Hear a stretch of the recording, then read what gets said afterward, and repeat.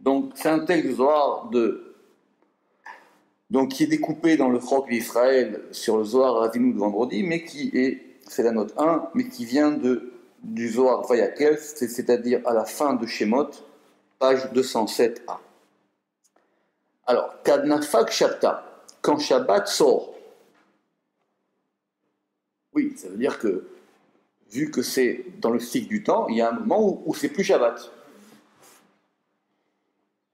Donc c'est quelque chose qui rentre et qui sort. Tzrichin Israël Diltata. Israël d'en bas. Parce qu'il y a Israël d'en bas, il y a Israël d'en haut. Bon, c'est un long sujet dans le Zohar, mais il y a un principe d'Israël en bas, il y a un principe d'Israël en haut. Donc ici, on parle d'Israël d'en bas, c'est-à-dire que qu'est-ce que doit faire Israël qui est en bas par rapport à ce qui se passe en haut. Donc, c'est Israël d'Iltata, les Akva.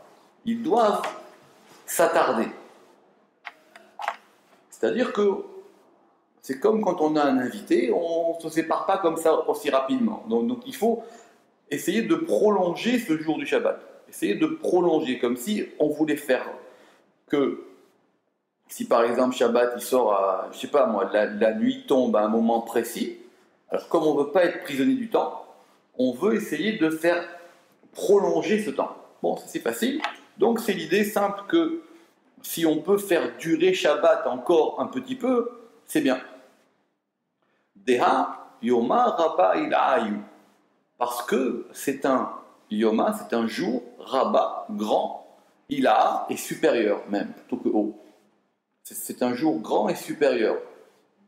Ça veut dire quoi? Ça veut dire que comme ce jour, qui est un jour comme un autre, parce que c'est un jour de 24 heures comme un autre, mais comme c'est un jour qui a une intensité particulière, donc c'est pour ça qu'on dit qu'il est grand et qu'il est supérieur, donc on peut essayer de le faire quelque part, on veut le faire rentrer dans le dimanche.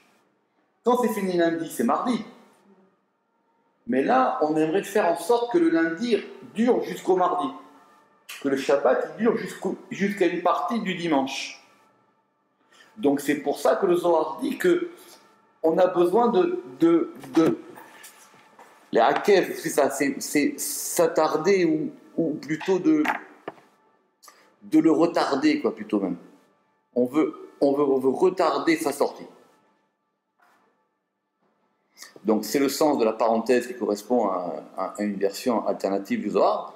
Et donc, et donc il faut s'attarder pour lui, ou il faut s'attarder sur lui.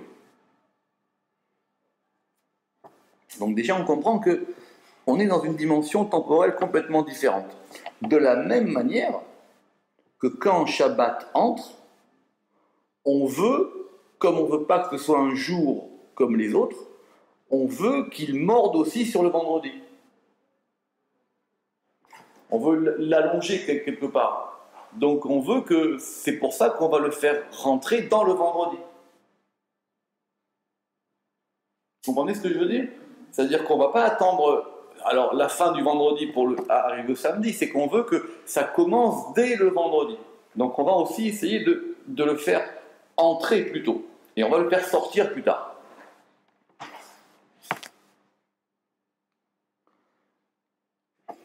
Le Midrash, il a une très jolie métaphore pour ça. Il dit c'est comme deux personnes qui doivent se rencontrer. Donc si elles ont fixé un point de rencontre, elles savent qu'à ce point-là, elles vont se rencontrer. Donc tant qu'elles ne sont pas encore à ce point de rencontre, elles ne se sont pas encore rencontrées. D'accord? C'est facile, ça veut dire que le vendredi, il fait nuit maintenant, je ne sais pas, à 22h, donc et après, à 22h0001, on est passé dans le samedi. Que la nuit, que la journée commence la veille. Alors le Midrash, il dit, le Zohar le reprend aussi, le Midrash, il dit que pour faire en sorte qu'ils se rejoignent plus tôt, il y en a un qui va à la rencontre de l'autre. Comme ça va différer le moment de la rencontre. Donc si on doit se rencontrer à un point X à telle heure, eh ben il y en a celui qui veut voir l'autre plus rapidement, eh ben il va se déplacer pour aller plus tôt et plus loin au lieu de rendez-vous. C'est ça qu'on dit dans les Chadodi, le chant qu'on chante le vendredi soir à la synagogue. Les Chadodi l'Ikrat Kala, il dit c'est comme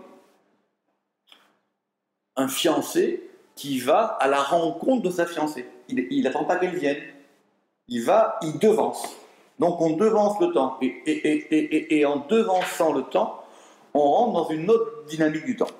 Alors, Zohar va expliquer maintenant pourquoi. Parce que, ou Be'ayoma, parce qu'en ce jour, où Shpiza Rabba Veikara, il y a un invité, Rabba, qui est grand, Veikara, Yikara, j'ai dit cher, mais on peut dire cher ou glorieux.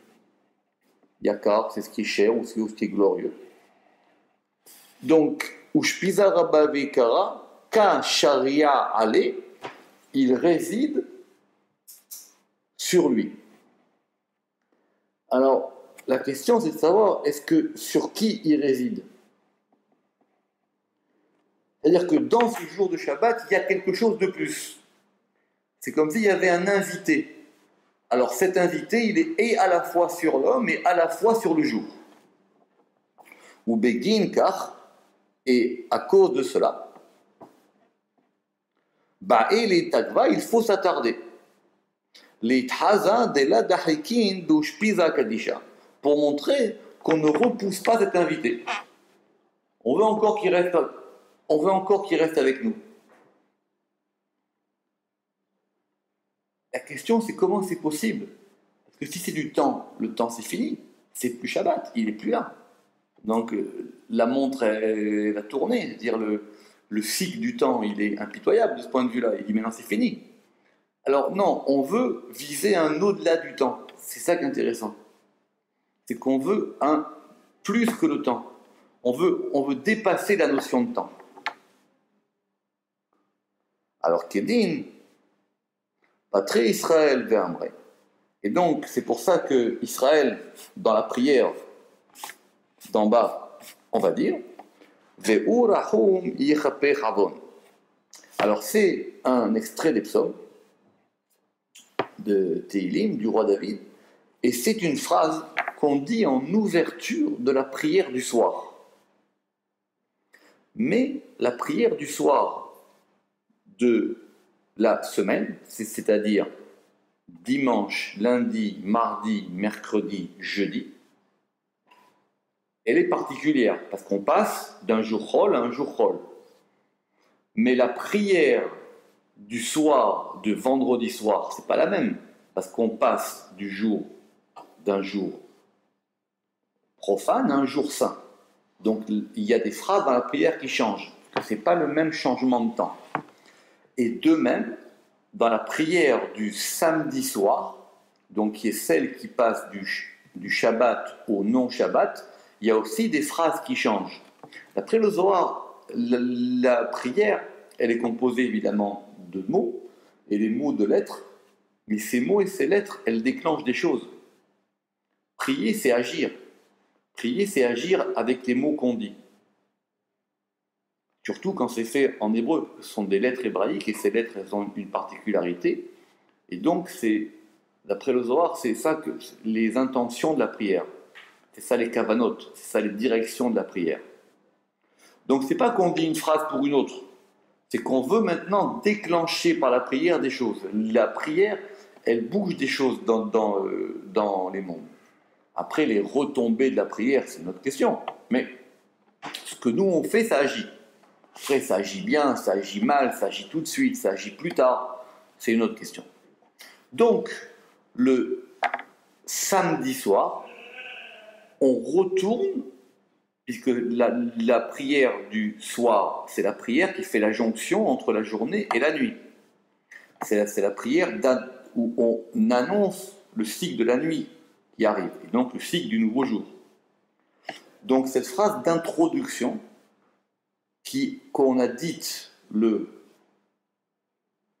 dimanche soir, le lundi soir, le mardi soir, le mercredi soir, le jeudi soir, le vendredi soir, on ne la dit pas. Parce que c'est différent, la prière est différente. Et le samedi soir, on la redit. Et c'est quoi cette phrase? C'est une phrase des psaumes qui est en introduction dans la prière qui dit Veu rachum yichapeh havon velo yashchil yirba lashiv apo velo yair korcha mato. Ça veut dire il est miséricordieux et il expiera les fautes. Parce que il expiera les fautes et il n'éveillera pas toute sa colère. Pourquoi on dit ça? Parce que quand on rentre dans la nuit, le cycle de la nuit, c'est un cycle où il n'y a pas de lumière. C'est un cycle plus dur. La nuit, c'est toujours un temps plus difficile que le jour, à tous les points de vue.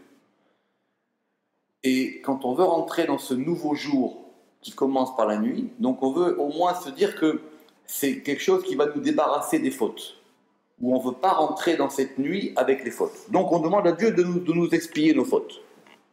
Et donc ça, on le redit. Alors pourquoi est-ce qu'on le redit maintenant? Des tikuna shapira iu behaylaila, parce que c'est un bel arrangement en cette soirée. Effectivement, maintenant qu'on a passé ce Shabbat, on veut recommencer la semaine avec un moteur neuf. On veut recommencer la semaine avec 0 faute. Parce qu'il y a un Zohar qui dit que le Shabbat, c'est comme Kippour. Le Shabbat, c'est comme le grand pardon. D'ailleurs, le grand pardon, ça s'appelle aussi un Shabbat. C'est un jour où, effectivement, on remet les compteurs à 0. Alors, pourquoi le Zohar, il a dit ici que c'était un arrangement, que c'était un bel arrangement? Parce que cette phrase, on l'a dit tous les jours. Mais il dit le samedi soir, elle a une consonance particulière. Parce que le samedi soir, on sort vraiment d'un jour où si on était en adéquation avec le Shabbat, alors effectivement, on a remis le moteur à 0. Pourquoi? Kivan, alors c'est là maintenant que ça va être difficile. Kivan de dina itader leatre. Parce que la rigueur, elle revient à son endroit. Et oui, on est reparti maintenant sur un cycle de la semaine. Donc le cycle du Shabbat, c'est un cycle différent. Et la semaine, elle s'est terminée par le Shabbat. Maintenant, il y a une nouvelle semaine qui recommence. Cette nouvelle semaine qui recommence, le principe de rigueur, il revient. Parce que simplement, on le voit, c'est-à-dire qu'après Shabbat, maintenant c'est fini, il faut recommencer, travailler, les courses, changer, repartir, etc., travailler, arranger le monde. Dans Shabbat, on ne fait pas ça. Dans Shabbat, le monde, il s'arrange tout seul. Donc, maintenant, quelque part, comme si le cycle, il revenait. Maintenant, la rigueur, c'est ça qui dit le soir, que la rigueur, elle revient à son endroit. Ça repart à 0. Madelait Hazé Kadaïl Shabta, ce qui ne se montre pas quand entre le Shabbat. Pourquoi? Parce que quand entre le Shabbat, puisque si on compare 2 nuits, entre la nuit du vendredi au samedi et la nuit du samedi au dimanche, la nuit du samedi au dimanche, le monde il revient à son point initial, où la rigueur elle recommence, et le vendredi soir c'était pas pareil. Pourquoi? Parce que le vendredi soir, des dina istalak vela ishtakar. Parce que quand entre le Shabbat, c'est-à-dire le vendredi soir, la rigueur s'éloigne, vela ishtakar, et elle ne se trouve pas. La particularité du Shabbat, c'est que le principe des jours de la semaine, il disparaît. C'est pas simplement quelque chose que nous on fait, c'est que ça se passe comme ça dans les mondes. Vu que Dieu il s'est reposé ce jour-là, si on peut dire ainsi, alors ça a forcément changé les mondes. Ça a forcément changé quelque chose au niveau cosmique. Donc quand arrive le vendredi soir, le cycle de la création, il s'achève, ou plus exactement, il devient maintenant parfait. Donc ça change tout dans l'univers. Et le samedi soir, le monde revient au jour 1, on revient au jour 1, et ce jour 1, il fait que la rigueur, elle revient. La différence, c'était que le vendredi soir, la rigueur, elle avait disparu. Donc on avait parti toute la rigueur de la semaine était partie, et maintenant, le samedi soir, elle revient.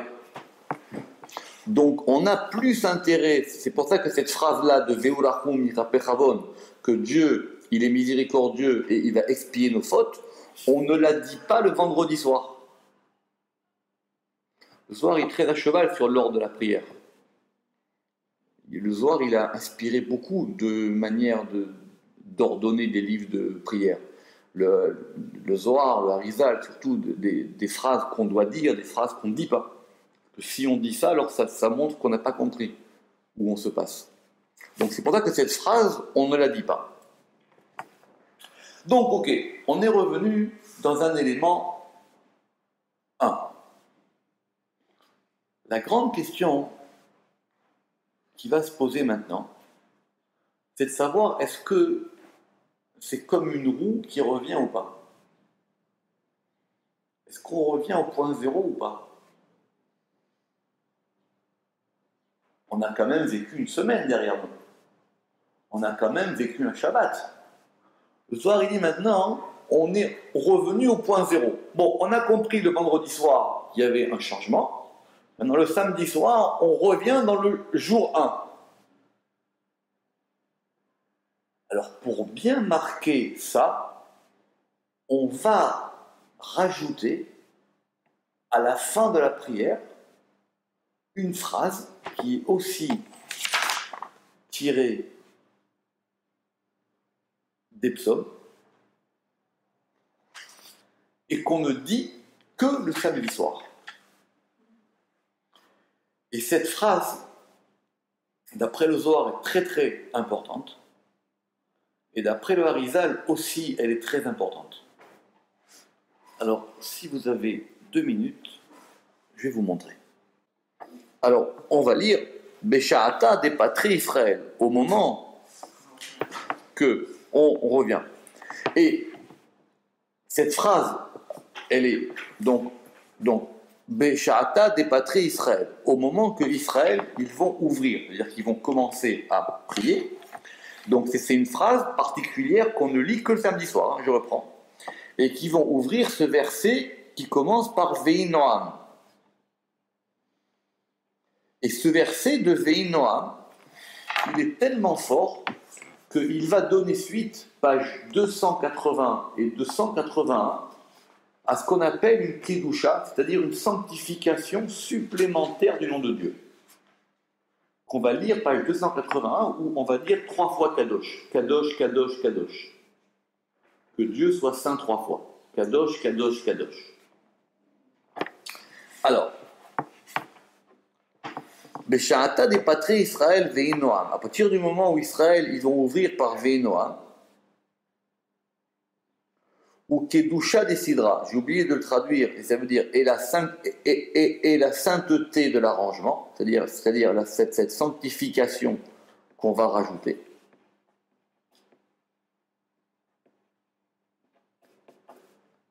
Alors, il va se passer quelque chose. Pourquoi? Parce que par cette phrase, on ne veut pas revenir au point zéro. On veut que le Shabbat qu'on vient de passer, il retentisse et il nous donne une force pour la semaine.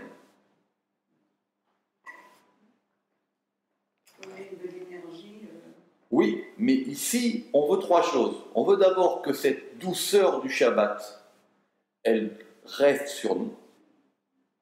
Donc qu'on puisse la faire venir dans la semaine. Qu'elle nous aide à l'action de nos mains, c'est-à-dire ce qu'on va faire maintenant, puisqu'on va repartir dans le monde du travail et de l'action. Donc que l'action de nos mains, elle soit établie par ce qu'on a reçu le Shabbat, et que l'action de nos mains, elle soit aussi quelque chose qui va permettre d'établir quelque chose dans la semaine pour aller au Shabbat prochain. C'est tout bête, c'est une phrase. Mais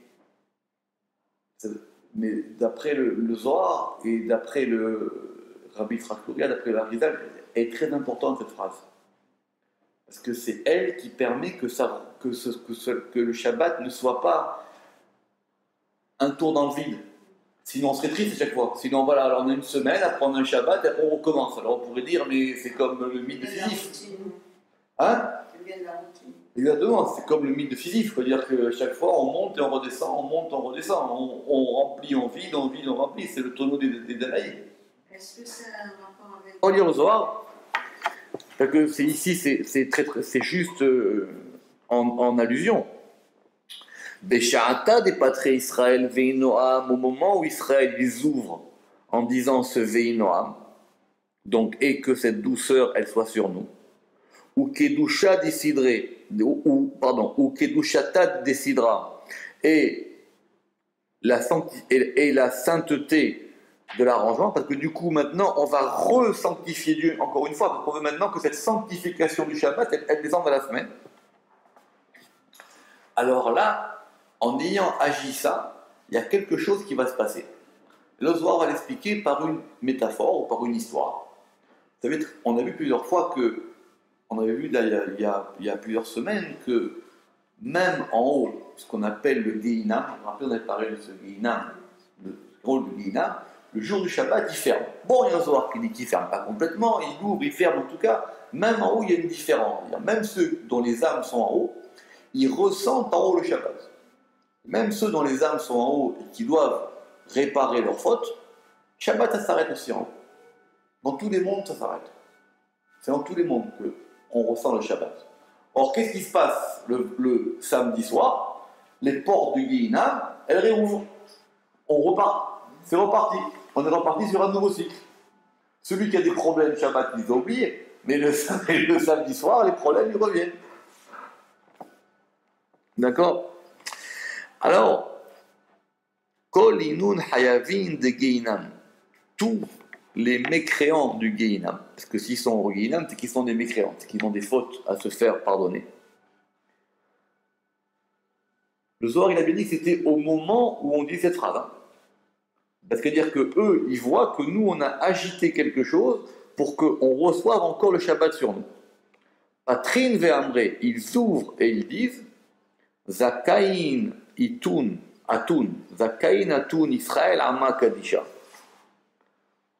Heureux, vous êtes Israël, le peuple saint. Zakain atun tzadikaya.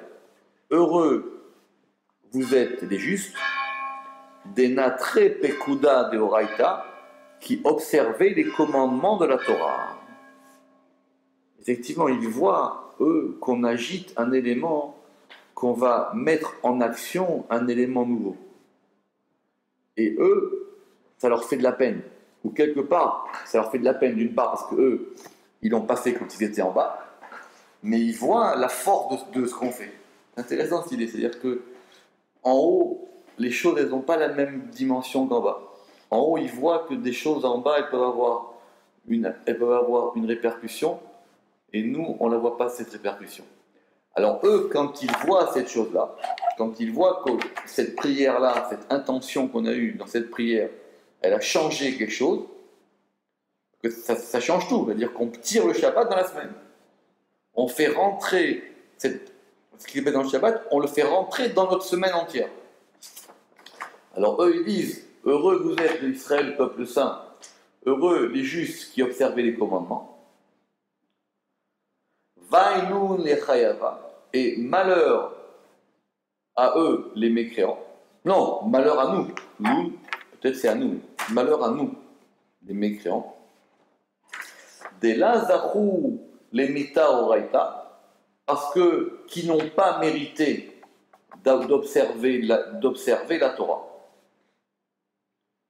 D'accord? Donc effectivement, ils disent voilà, d'abord, d'une part, parce que pour eux, le cycle, il recommence, et ils voient qu'effectivement, ils ont manqué quelque chose. Alors, le Zohar, il n'a pas peur. Dans chaque niveau, dans chaque monde, il y a des anges. Et les anges, ils ont des fonctions. D'accord?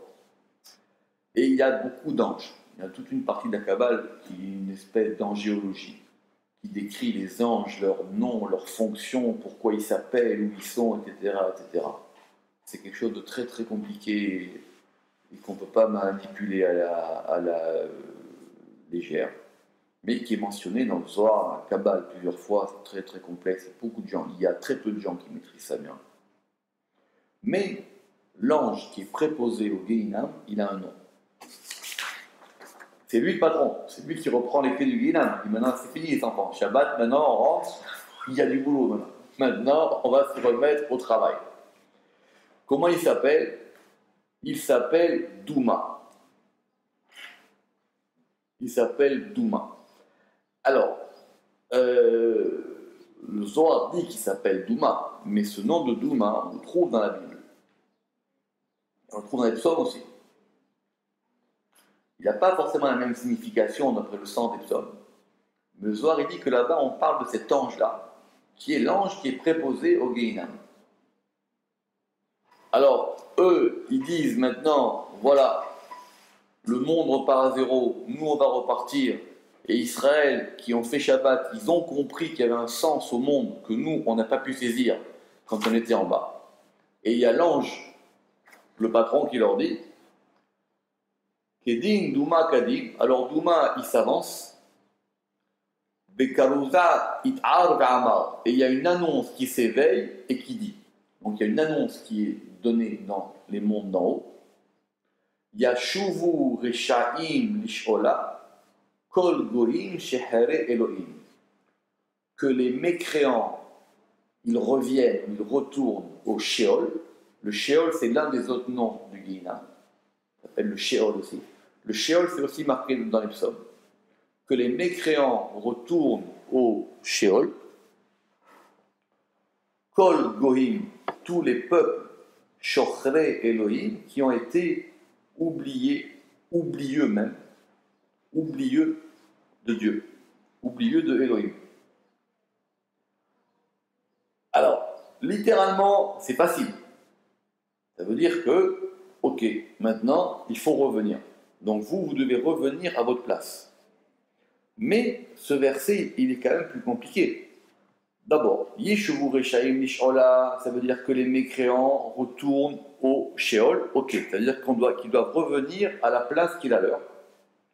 Kol Goïm Shehere Elohim, tous les peuples qui ont été oublieux de Elohim. Parce que c'est pas simplement ici qu'on les désigne comme des mécréants. Ils ont oublié, quand ils étaient en bas, ce degré de Elohim. Alors, pourquoi c'est Elohim? C'est une bonne question. Parce que pourquoi c'est pas un autre nom de Dieu? On va dire qu'ils n'ont pas compris ce principe.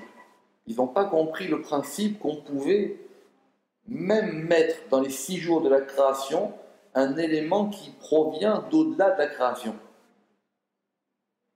C'est ça qu'on fait. Si on dit qu'on revient dans le monde de la création, alors on est revenu à zéro. On veut maintenant, dans le monde de la création, lui faire venir, parce qu'on a eu un Shabbat avant, on veut lui faire venir dans ce monde un élément supplémentaire à la création. Sinon, on revient toujours dans le tragique. On revient toujours qu'on est reparti à zéro. Il faut que ce Shabbat, il donne des forces. Et il faut que ces forces-là, on les conserve. Alors, ce qui est intéressant, c'est que quand, dans le récit de la création du monde, on a commencé par un dimanche. Le premier jour, Dieu il a créé la lumière. Pourquoi on n'a pas commencé par un Shabbat? Oui, alors c'est vrai que quand on regarde les choses comme ça, on dit il y a eu dimanche, lundi, mardi, mercredi, jeudi, vendredi. Chaque jour, il y a eu quelque chose qui était créé. Et on voit bien dans la Bible comment chaque jour, il y a eu une heure différente de la création, de création du monde. Et après, il y a un Shabbat. Très bien.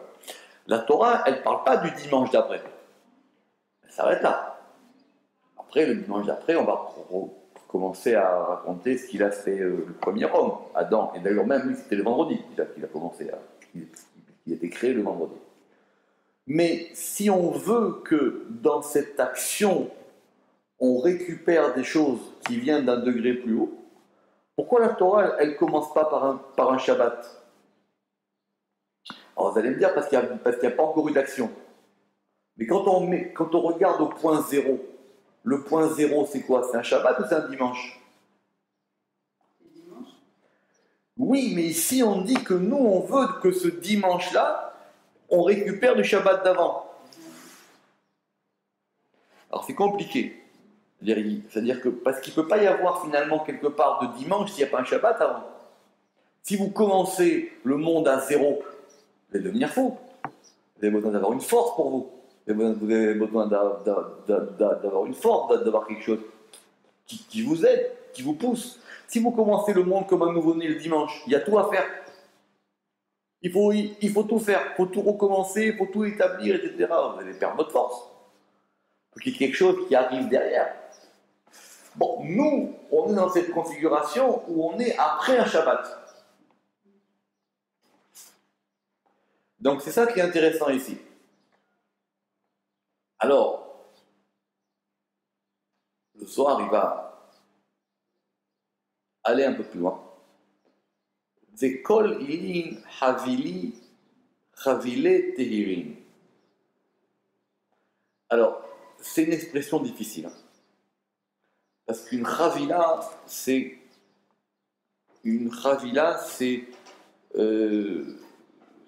comme des choses qu'on a assemblées, une chavila, comme une boîte dans laquelle on met des choses.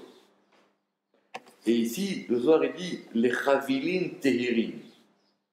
Ce sont comme des groupes ou des faisceaux de tehirin, de clarté. Alors, comme le Zohar il n'est pas clair, évidemment, les commentateurs du Zohar ils vont essayer de dire qu'est-ce que le Zohar il a voulu dire, parce que c'est pas simple. Qu'est-ce que ça veut dire ça?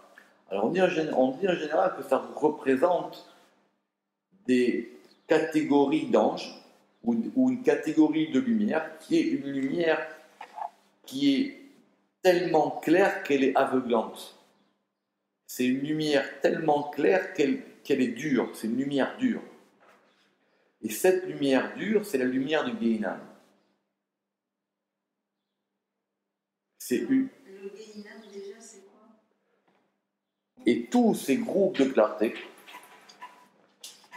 Tardin Nun les Gehinam, ils vont maintenant, Tored, ça veut dire qu'ils vont les embarrasser, ils vont les embêter, c'est-à-dire que ces fortes lumières, elles vont s'abattre sur eux. Veletman de Merachem Aleoun, et personne ne va avoir pitié sur eux. Ils sont au Gehinam, ils sont au Gehinam. La semaine, elle recommence. Vous ne pouvez pas rester dans le Shabbat.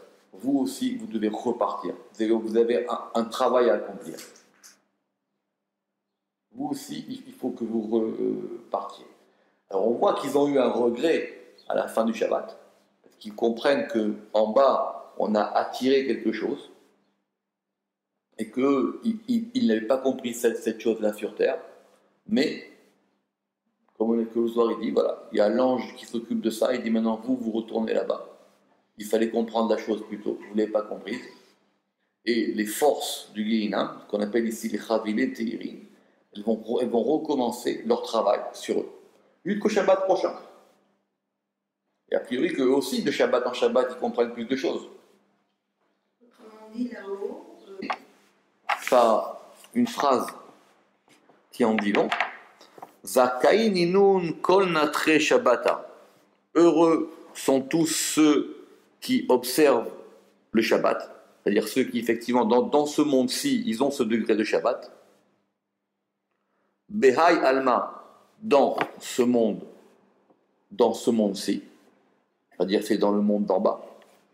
Veka mangele aou oneg de sharia melela. Alors, c'est compliqué. Et il se délecte de ce délice d'en haut, des sharia melela, qui repose mille Ella d'en haut, qui repose d'en haut, Alors on va prendre un peu de temps pour ça. Qui déclare Moab, comme on a dit. Où est-ce qu'on a dit? Apparemment plus haut. On va relire. Donc, ok, donc ceux qui font Shabbat, c'est bien. Mais pourquoi? Parce qu'ils vont se délecter d'une délectation qui repose sur eux et qui provient d'en haut. Alors, cette délectation, évidemment, premièrement, c'est la délectation du Shabbat. Le Shabbat, c'est le jour où, sur terre, l'homme doit se délecter. On ne peut pas être triste le Shabbat, on ne peut pas être en deuil le Shabbat, on ne peut pas être malheureux le Shabbat, on ne peut pas jeûner le Shabbat, on ne peut pas... Tout. C'est interdit Shabbat. Shabbat doit être un jour de joie et de délectation spirituelle et matérielle. C'est un jour où c'est interdit d'avoir affaire aux forces de la tristesse, aux forces du mal, etc. Ça, c'est incompatible avec le Shabbat. Mais cette délectation, elle vient du jour du Shabbat lui-même et de ce que nous on fait. Parce que si on ne prépare pas à manger, comme on dit, on n'a rien de le Shabbat. Si on n'arrange pas la maison, si on ne change pas ses vêtements, si on ne se lave pas, etc., on ne peut pas ressentir cette chose-là. Donc nous, on essaie de ressentir cette délectation du Shabbat. Et cette délectation du Shabbat, elle provient d'en haut. Mais ce que le Zohar dit ici, c'est qu'elle repose sur nous, autrement dit, qu'elle repose sur nous et qu'elle perdure dans les 6 jours de la semaine. Elle va perdurer dans les 6 jours de la semaine. C'est entre les lignes ici. Parce qu'ils vont se délecter de ce délice d'en haut qui repose d'en haut.